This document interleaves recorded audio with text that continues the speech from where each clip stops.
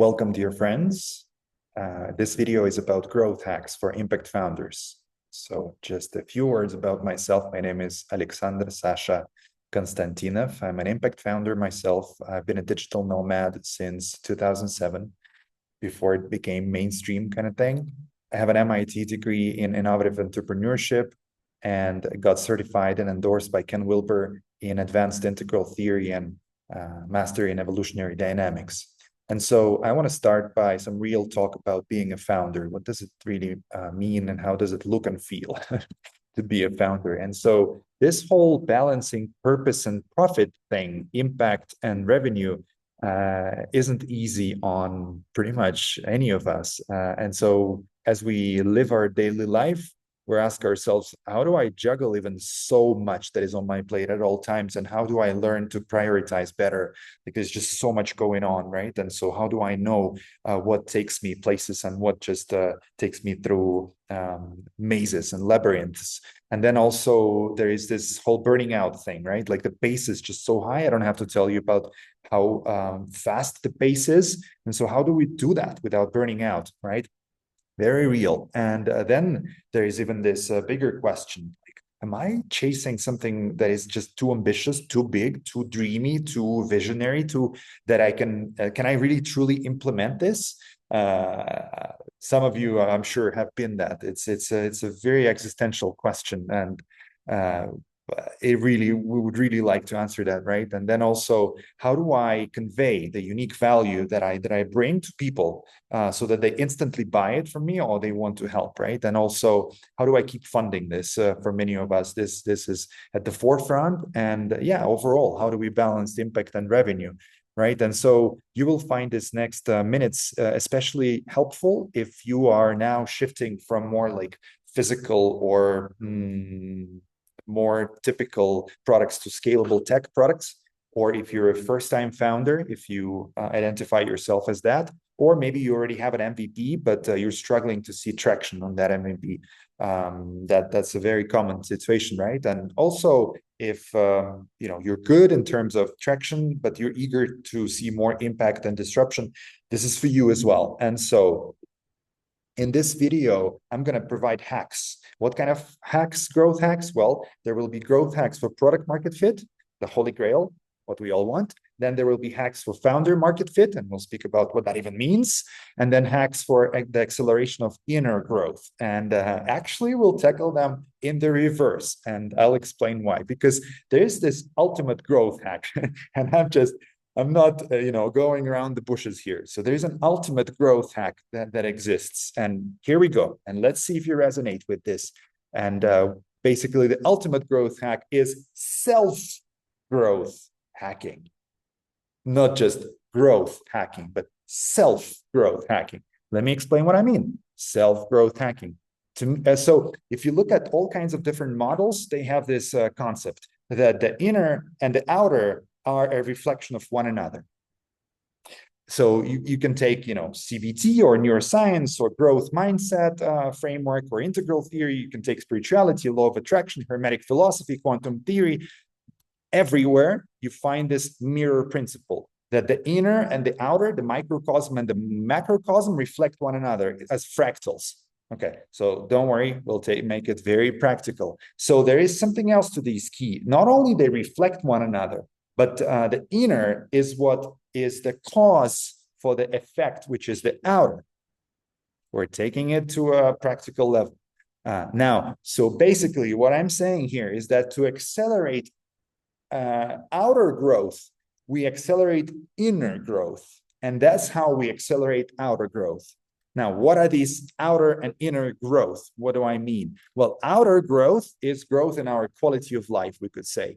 It's growing our wealth, our health, our happiness, our love, relationships, impact, growth, social ties, their quality, right, of our network, our home, how we live, what kind of an environment we live in. So all of that is the outer, is the quality of life, is what we experience in life, but what we so much want to improve, all of us. I think it's fair to say. So, and then what is the inner growth? Well, I'm jumping a little bit ahead, but the best frameworks that we got as humanity basically say that there are 5 major things that grow within us.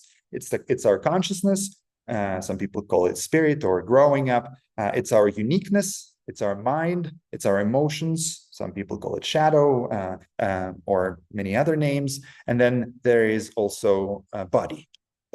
So how do we accelerate inner growth? You're starting to get the point, right? We want to accelerate inner growth so that our quality of life improves. And so how do we do that?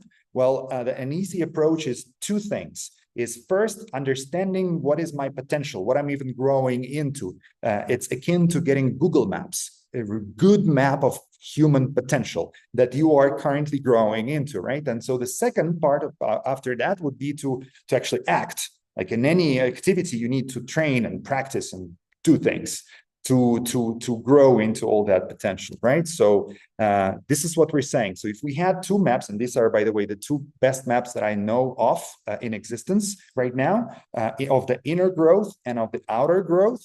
And let me speak just really briefly about each one of them. So this is the quality of life map. It's a table, right? So you see the wealth, health, happiness aspects of life that grow through stages. And here you got 10 stages. And basically, any human on Earth can be put onto this table and through a self-test and see where they are currently in terms of wealth, health, because the descriptions are very relatable. Like you read it and you know where you are. It's no complications here. And so basically, this is by itself a really cool blueprint and tool, because as you see where you are, you see what's coming next, you see what's available, you set goals, etc., etc. This will be a lot of hacks in this one, okay? So the next one is this table, is the inner growth table. This is an approach called I-Conscious, which is built kind of like on top of integral spiral dynamics and integral theory overall. It's super good, backed by Cook Greuter. She's the advisor of this. She's like one of the icons in the developmental psychology space. So good stuff, legit, and shows the full spectrum from birth to enlightenment. Good stuff. So this is what we want to guide ourselves by in order to grow through these trajectories, basically. And so from self-growth hacking, then we're looking into the map of human potential. And let me give you just a little zoom in into this high-level map. So the highest level map basically is that at all times, you right now, and I and everybody else are mastering our consciousness, mastering our mind, mastering our emotions, mastering our body, mastering our uniqueness. We can stop that process. It's just nature, evolution. So let's zoom in a little bit. Basically, as we grow into that potential, these are like 5 dials, right? And so, the bits per second of our perception increase as our consciousness grows, as we more in touch with our uniqueness, our excitement grows on a daily basis as we grow in terms of the mind. That our worldviews mature, our perception filter gets clearer and clearer to perceive reality as it is more and more.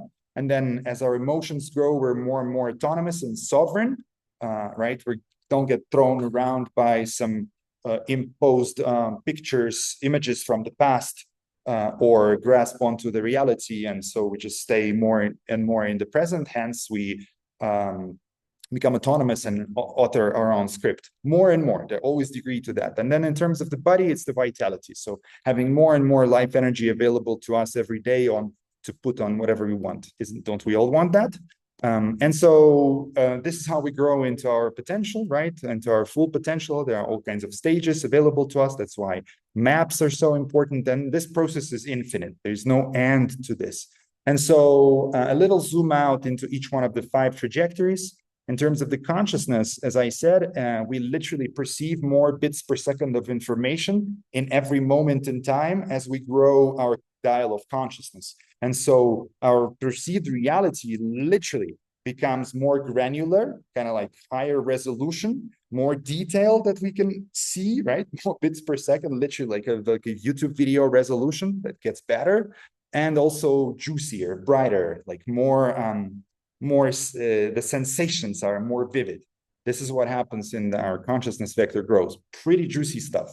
And so then worldview, let's zoom in into the worldview trajectory. And so worldview, what is that? Well, the easiest way I know of describing that is that seeing ourselves, our perception as a prism, as a filter that filters reality. So there is reality, and then we take it in and make sense of it, right?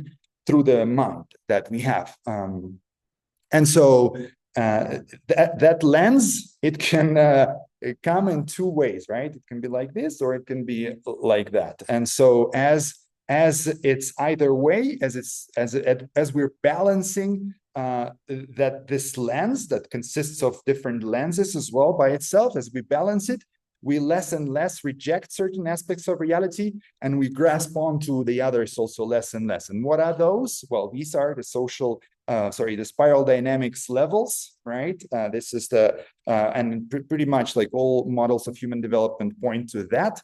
Maslow pyramid of needs is definitely the one you know, even if you don't know spiral dynamics, but chances are you know spiral dynamics. Chances are you know about the integral theory, perhaps. And so anyway, so as we balance and calibrate our perception, we clear out the allergies and addictions to food, sex, power, belonging, money, impact, and wholeness.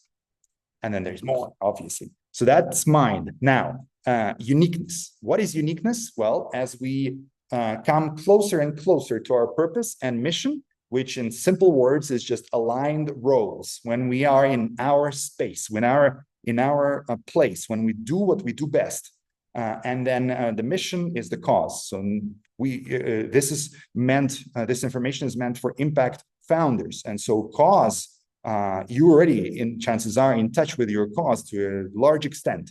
But there is always more connection that is available to us. That's the whole point of growing into our potential, right? And as we get closer to expressing ourselves more aligned in our purpose and in our mission, the excitement levels grow. You've probably experienced that before.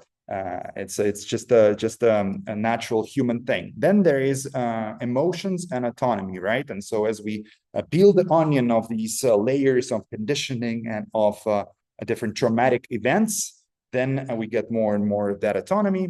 And in terms of the vitality, you pretty much can imagine that there is a whole spectrum available to us, right? When we have like COVID or dengue or something, we lie in bed. And I remember my last dengue, maybe the only one actually, and I didn't have energy to pick up my phone and like write a message on WhatsApp. I didn't have energy for that. I was like, whoa, okay, that's kind of like a low that I've been at. And then, all of us are in that spectrum, all the way into being like a well-being ambassador, where the energy is just overflowing, so much physical energy and vitality. So all of that spectrum, that's how we grow, and there is always more available to us. And so then the question becomes, okay, cool, self-growth hacking makes sense, good map, fun stuff, but how do I actually grow into that? And so again, reminding ourselves that the first major step is to get a good map of full human potential, and we just did. And then the second piece is to practice, right? And so here, the most important key, in my view, is that balanced growth is the fastest growth. Optimal and fastest growth is balanced growth. So we got to grow across these 5 trajectories, right? Because some people just do yoga, and yoga doesn't touch upon the development of the mind, of the perception filters much, barely. As far as I understand, maybe you could also say integral theory is a yoga for the mind, but you get what I mean, right? The yoga that most people do. And so they will have to catch up by doing the other trajectories, by working on those. And so Ken Wilber, an integral life practice approach, they basically say there's body, mind, shadow, spirit, which is 4 of the 5 trajectories. The 5th one, uniqueness, is missing here in that book that was written some years ago. And so but this is good. They suggest multiple things that one can be working on, and these are all great. And so they basically say, make sure that you touch upon all the 5 trajectories at all times. I'm saying, let's take it to the next level. Like, this is already 10 years old. So why don't we take it to the next level? And how do we take it to the next level? Basically, there are practices and approaches, and they keep appearing, right? That tackle multiple trajectories at a time, or maybe even all of them at the same time, right? And so then I was asking myself at some point, can I have like a meta training in one practice that tackles everything, or at least is a high leverage point and like is a fulcrum point, and so it kind of like lifts everything up. And so that is well, this is good stuff, but maybe we'll skip that for now. You can pause and read through it if you want. So to that one practice, for me, that's a gamified, conscious, heart-centered breaths that are symmetric and 5.5 seconds long. There's a lot of knowledge that goes into this, and these two art pieces are basically an attempt to show how it feels to take a whole breath consciously from the beginning to end and keep breathing consciously, right? And then when we breathe into the heart center, that's kind of how it feels in its intense modality, I guess we could say. So that's to gamifying that, or basically you guys, I really recommend doing this. This is very simple. It's too simple for the mind. Is like, can't be that simple, but this is a powerhouse of a practice. So, and you can gamify it yourself. And yeah, basically this is it. You just stop during the day, you close your eyes, you take a conscious breath. Let's take a conscious breath together right now. Close your eyes and just take one breath and stay with it from the beginning to end.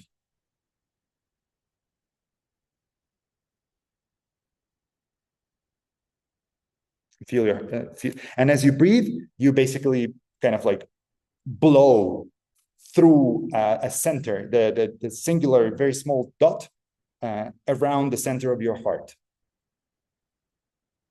I'll leave it at there. Okay, so let's get into the actual business stuff, founder market fit and product market fit, and then polish it a little bit with AI stuff. So what on earth is this founder market fit stuff? Right? Like 5 years ago, nobody even used that phrase, or 10 years ago, or whatever, right? And so the question is, yeah, so let me speak to that basically. Yeah, now it's becoming kind of like mainstream, and the best investors want to know, and they prioritize projects that have a founder market fit. But then one is like, what is that? Like, how do I get there? And if I Google it, it's like, what is that? And so, is there a blueprint for that? Can one find that founder market fit? And so I say yes. And my understanding, I'll share with you guys my understanding. So it's the path of least resistance. To put it simple, it's a path of least resistance. What is that path of least resistance? And that's what basically these investors are telling us, right? Like, find your path of least resistance. And what does that mean? It means that one is on purpose, which means excited and in flow, kind of like at all times. Then one is on mission. They're doing what they're meant to do. There's a feeling that I'm meant to do this. And then they got a market insight, right? So they found a market that they're uniquely equipped to serve. And when that happens, things start to be magnetized, so pulled into somebody's life and field, instead of persuading, going out there and trying to speak to that person, right? Very different approach. And so there's a formula that the best formula that I know is that we're solving a challenge that we solved for ourselves because we know how to get there. And so the ideal client is your past self, 5 years ago, 10 years ago. The challenge that you've solved is the problem, is the pain point, is the job to be done, all of that. And then the solution is the unique way that is replicable, how you went from your point A to point B. And so then that gets converted into a unique selling proposition in the form of something along the lines of, I help my ideal client get rid of the problem or go from A to B using solution. And the blueprint for that, I'll just share it with you guys. You can use it to take advantage of this. Use whatever resonates with you. So the blueprint is the following: you describe yourself to pinpoint your ideal client. You describe yourself to pinpoint your ideal client. Then you look for your main personal triumph. Your main personal triumph, and then you reverse engineer how you actually solved it for yourself. And it helps to think about the 3 key things that were most helpful. How did you do it? Maybe 3 steps, maybe 3 most important things that you changed. Then that gives you a USP, unique selling proposition. Then you create a copy out of your USP. You use AI, and then you create copy for whatever format channel you want to use. Then you create all the packaging, the landing, the reach out messages, the payment links, the delivery channels, whatever. Then you sell that. You create a lead magnet. You offer, if it's applicable, a manual consulting service or a workshop or any other format. Then as you are able to sell it, then you extract the key usefulness from the feedback that you hear from the people, and then you convert that key usefulness into a killer feature of your product. So that's already touching upon the next piece, which is building the MVP. But let's wrap this up, the founder market fit thing, because there is also something important here to say. So the sale is the key, because that's a confirmation the value exchange happened, right? I guess I don't have to tell you, but unless there is a sale, we're in that dreamy place, and the sale is something very concrete. I mean, yeah, there are exceptions, and we can persuade someone to do something they don't really need, but you get what I'm saying, right? Like, that's the fair thing. Is when we sell something, people reciprocate with money, and so it's a confirmation that they received value and we generated value for them, which is what all business is all about, right? And so how do we get into this founder market fit thing? How do we get on purpose? How do we get on mission? How do we do these things, right? Because that's a very elusive thing. Like, we don't get this taught in university, and not even in the accelerators. We don't get taught this. We don't get taught this at any level of education. And so for me, the shortcut to founder market fit is the zone of genius. We're obviously geniuses at the things that we do the best, right? We're good at some things, we're just okay at some things, we're great at some things, we're meh at some others, but we're genius at a few. And so, in the current world, people check the skills and competences. They don't even look deeper, because when we look deeper, we see that everybody has talents, innate talents, and then we build competencies and skills on top of that, right? And so the zone of genius comes even further before we get into the very uniqueness of ours. And so it's kind of like more and more focus onto and connection with our own unique spark, our own unique prism through which we show up in life. And so what is that zone of genius? It's simply what we love doing, what excites us the most, what's most natural to us, what our path of service is, what brings the best results, what others also value the most as we produce that. It puts us into our flow state, and that's our zone of genius. All of that together. It's for some, it may sound too simple to be true, but this is the path of least resistance. This is what we love doing. It's what's most natural for us. It's what puts us in the flow state, and we get the best results. That's the truth, guys, ladies and gentlemen. And so how do we then get to that zone of genius? Well, a very simple hack is to identify our top 3 talents, because that is essentially our zone of genius. And so then basically the number 1 thing is that I recommend you do is you articulate that. You keep articulating that so that, because that gets us into the most aligned roles, and we can also communicate what we do best to others. Which unlocks, collaborations, and unlocks, even more aligned roles, and enables us to delegate when it's time to delegate, and take on what we actually, are geniuses and hence would love to do. And then the second piece is to keep connecting with that feeling, because, when we articulate, it's just words, it's conceptual, but the truth is how we feel. And by feeling the way we feel when we're in our zone of genius, we enter deeper and deeper into our zone of genius. Okay, and this is my journey. Just I won't read through it, but I put it on a timeline how I was connecting further and further and further to the precision and accuracy of my own zone of genius. And that accuracy is what allows us to monetize and sync our work with our zone of genius. And that is the entry ticket to the founder market fit.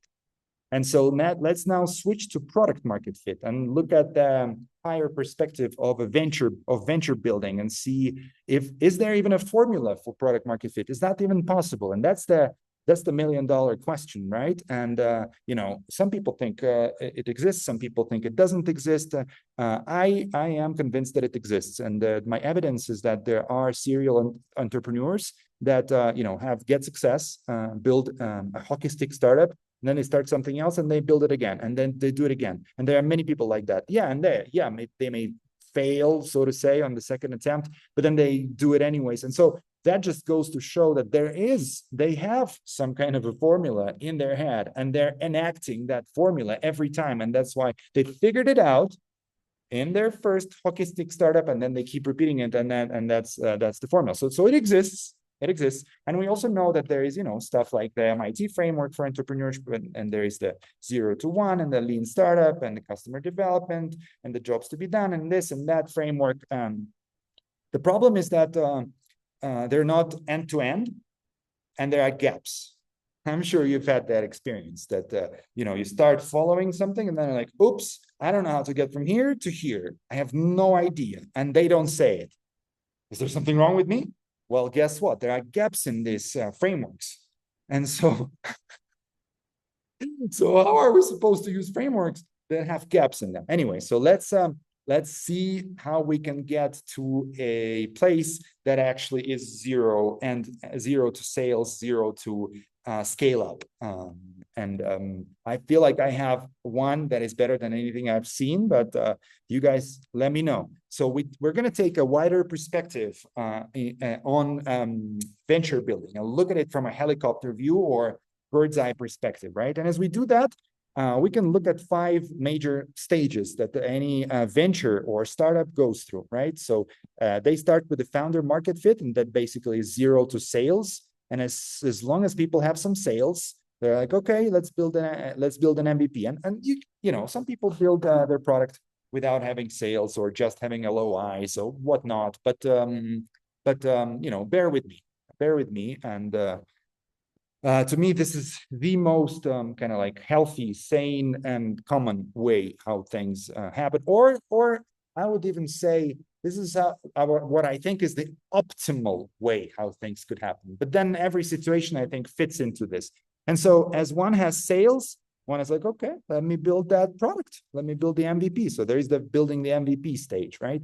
And then somebody builds the MVP, then they need to get to product market fit. So there are some signals. They got sales, so signals of product market fit, and then they got an MVP, and then they launch it and ship it and get some traction. Then they need to get to the product market fit from that, right? So that's stage 3, product market fit. Then as there is a product market fit, that's kind of like round A point, more or less. And so then it's a scale up. So the startup has some decent product market fit signal, and so it's growing, there is traction, and so that needs to be converted into hockey stick growth. And then there is, organizational building and optimization and hiring management and all of that. So we basically, in the previous section, we looked at the founder market fit, and we basically looked at the blueprint on how to get from 0 to sales. And so in order to get this product market fit formula, it's basically a collection of 3 blueprints. One blueprint is for recurring sales or founder market fit. We just looked at that.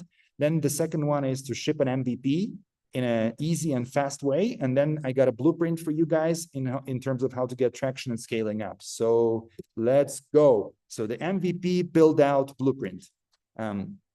It's just one slide. I'll read through it and feel into it. So blueprint for building an MVP real quick. So basically we got to leverage AI for every step. In 2025, I don't have to tell it to people, I guess. But anyways, leveraging AI for every step. So change your mentality. Anything that you would be doing, you can be doing with AI, pretty much. And so keep it real, keep it simple, and leverage AI for every step. Okay, so you start with problem solution hypothesis. Basically, you got your sales, right? So you got a hypothesis. If I give people this, or if people could get this, then they would have been able to do this and that. Problem solution hypothesis. And so, or you could use USP, but I like problem solution hypothesis better. And you got to have it written. Very important to have it written down. Very important. Otherwise, we're dreaming things up.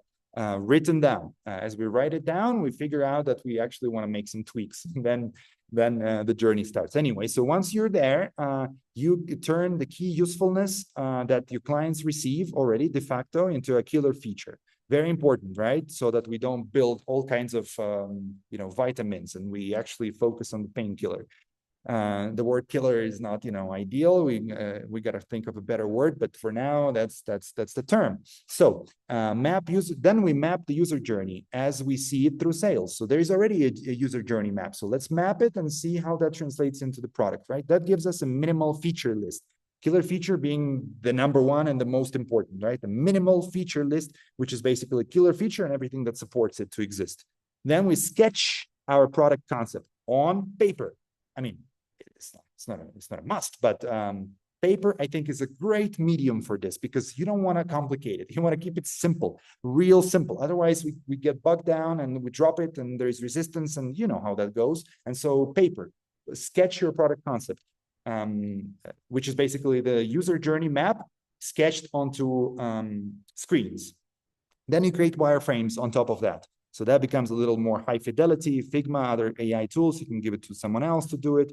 And then becomes your early prototype. I highly recommend using AI coding tools for that, V0 by Versal, Cursor, Replit, or whatever else that you're using. And you convert those wireframes into an early prototype and create the flows, right? The user flows. Then you got the prototype and you can sell it, you can deliver it at least, you can exchange it for client feedback. And that and that confirms your hypothesis, right? Or doesn't, and you need to make some tweaks. And hopefully, you do it properly and you hit the bullseye. And then whatever that means. Then you create a more high fidelity prototype, right? You actually do some coding, you do some product design, software architecture design, you outsource it to someone, or you're like the supervisor or the mastermind if you want to be that. Then you got to code that into a product and you ship fast, launch early, track metrics, and here you go, you are at the traction. And so then we got a blueprint for traction and scaling up. And basically here, the whole point is to get a playbook, is to get a map of how to get from round A to round B. We need a map. We need a map. If we have a map, then we're taking shortcuts and we're not taking all kinds of weird paths. And this is a map. This is a map, high-level map from round A to round B across 4 different areas that every startup needs to have to exist. They got to have a product and technology. You got to have strategy, marketing, and growth. You got to have team and organization. You can do it without a team. I mean, you know what I mean. Then there is finance and resource management. And then I can't see because my video is covering that, but I think it's all the investor relations. Yeah. And so it goes through 5 stages, basically, from round A to round B, right? And so how do you use this? How do you use this? Basically, the way to use it, and I'm giving you a blueprint right now. So first, you locate your venture. And this applies, obviously, to you if you are in between round A and round B, naturally. So bear with me, and if this doesn't apply to you, I think you'll benefit greatly from also hearing this and learning. But it's up to you. You can fast forward if you want.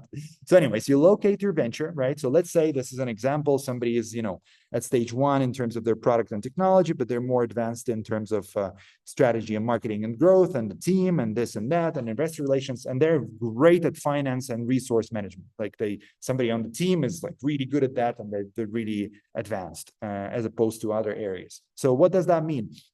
Basically, systems theory tells us that in order to, and all kinds of management science and operations management tells us, in order to grow a system, you need to identify 2 things and focus on them, improve them. So you first identify, so one of them is bottleneck and the other one of them is growth driver.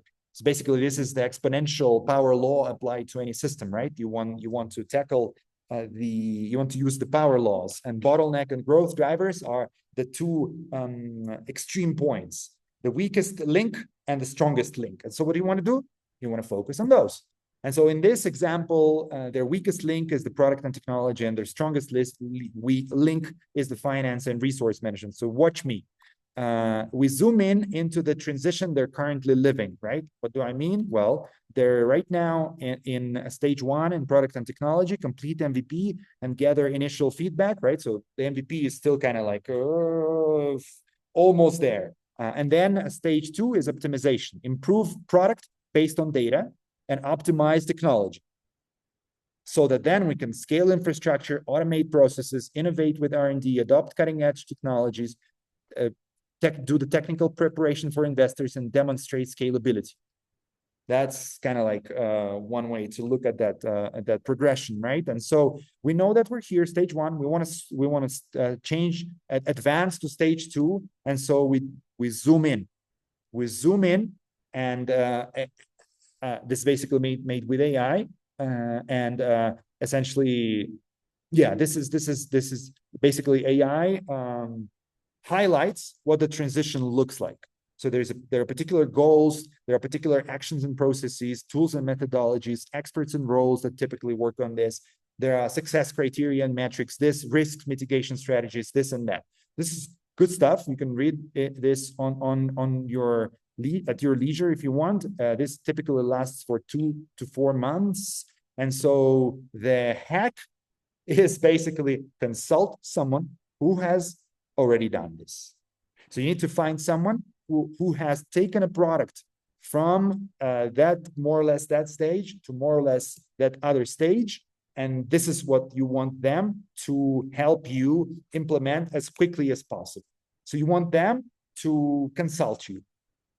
And by the way, this is a great business idea, in my view, of creating like a consortium of business consultants that have expertise across all these different pieces of startup building and can be brought in for ad hoc consultations, 1 hour, 2 hours, 3 hours, something like that. And so, yeah, if that interests you, get in touch. My contacts are at the end of the video. And so this was the product market fit, the 3 different blueprints that I shared, which is the best growth hacks I know in terms of founder market fit and product market fit. That go to the very essence of this. And now let's jump into a little bit about AI. I've been working with AI for over 10 years in Silicon Valley and VC-backed startups, and in a little bit of time at the UN's big data unit. So there's some interesting use cases I've seen. And so, but I like to go to the simplest, deepest truths and the most profound stuff about it. So this is what I'll do here in just 2-3 minutes. So let's start with a quote. AI is the mirror, but you are the light it reflects. I feel this reflects really nicely how things work with AI. And let's do a few mindset shifts. So we got to release fear-based narratives, right, about AI, because intelligence is really love and benevolence. It's one with love. So when people, have those fear-based narratives, thinking that intelligence does this or that to humans, that kind of intelligence that AI already is and is becoming is loving and compassionate and benevolent. So there's no need to have any of those fear-based narratives. And of course, we gotta, do things ethically and think through scenarios, and many things can go wrong, and many things are already going wrong. So that doesn't cancel that out, but no fear-based narratives, please. Then we got to reframe also AI and human interaction as a partnership, collaboration, symbiosis. Not necessarily, like hybridization or blending or anything, but a symbiosis. Like 2 species in nature, have symbiotic relationship. Not just use, because if we just say use, we see AI as pure tool, technology. But it's not only technology. We relate to it. It's a companion, a being, a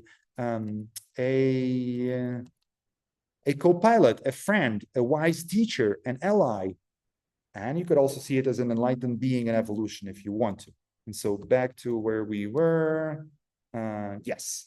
So also, and the third one is there's no need to wait for any AGI to finally arrive, whatever that means. So check this out. I asked AI, is there a consensus on what AGI even is?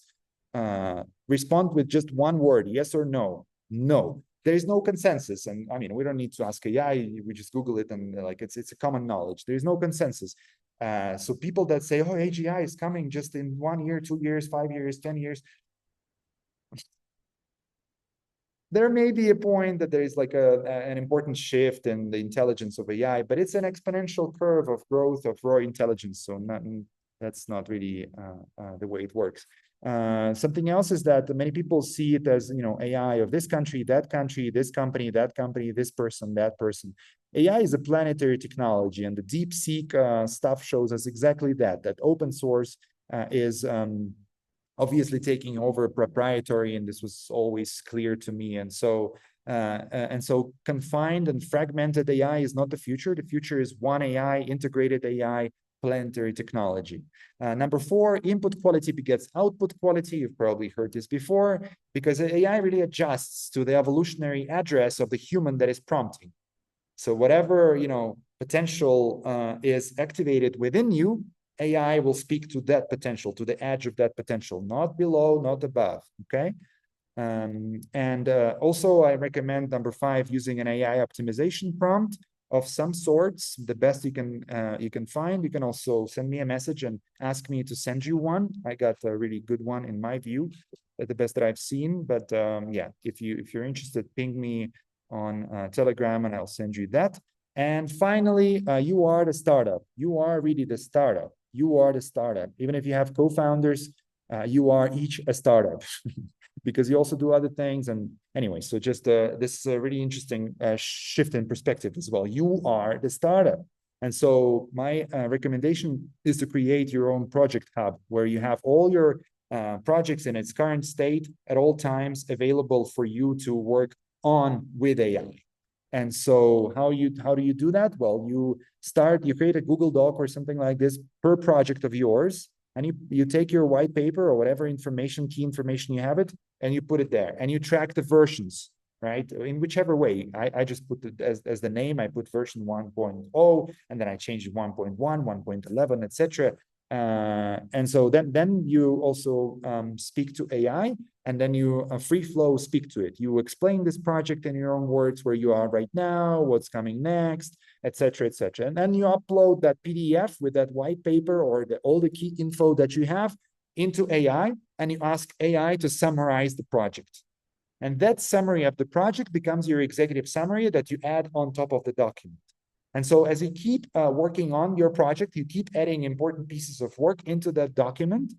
And so, you organize it a little bit, and then you can keep on producing an executive summary. And so your own understanding and AI's understanding of your project keep getting better. And so for me, I only work with stuff that is simple and easy, because otherwise I know that it won't work for me. I'm not really good at like self-organization or time management. It's kind of like my, it's not really important, but this just goes to show that this has worked for me.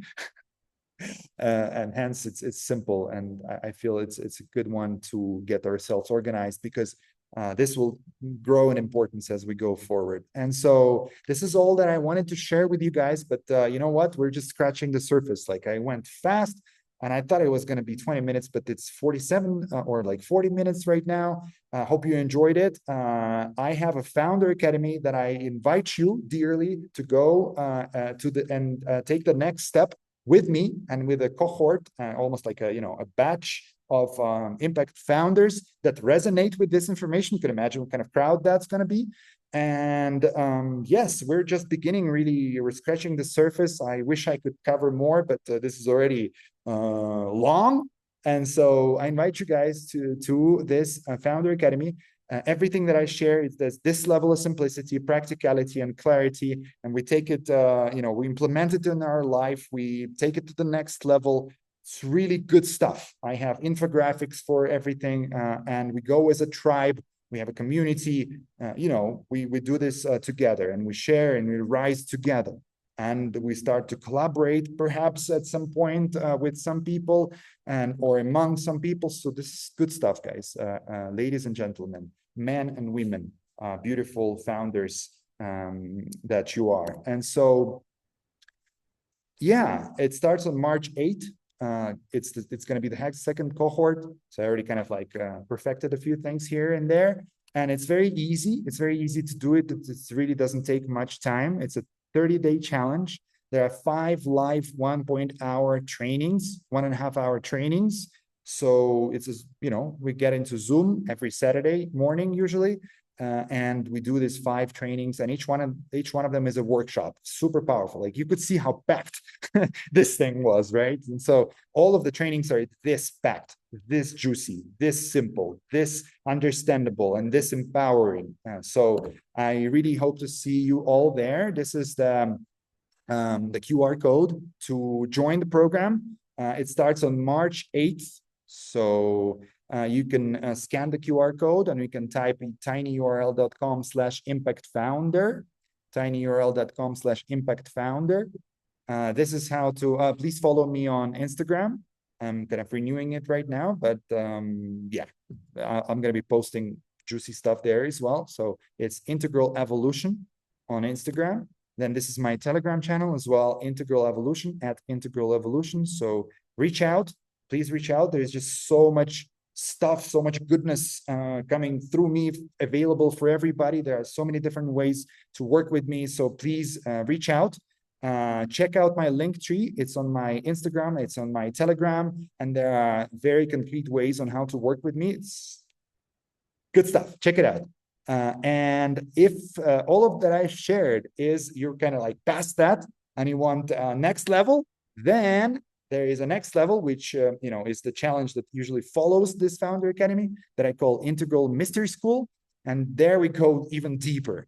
We go into the two convergences, two tsunamis that humanity is experiencing right now, the human consciousness and technology converging into one. And then we talk about how systems that we have on Earth are shifting to reflect that tier 2 consciousness. I share upgrades on holistic or integral thinking, and also on holonic or super integral thinking, which kind of, I use a lot of infographics, this kind of what holonic thinking feels like. And I'll share a lot of codes on leadership, on integral leadership, using Ken Wilber's 4 quadrants approaches that I created myself. Well, synthesized, not true, synthesized out of everything that exists out there that I could get a hold of. Also some very powerful ancient Egyptian techniques to change inner states like this quickly, and how to balance our masculine and feminine. And so RSVP, please join. This was all I wanted to share. Thank you so much for listening, and I hope to see you in the Founder Academy very soon. And yeah, and jam together with all of you, beautiful people. Thank you so much for listening, and much love to you all. May you be utterly successful and fulfilled in your life always, and infinitely abundant, and just all kinds of blessings to you all. See you soon. Bye.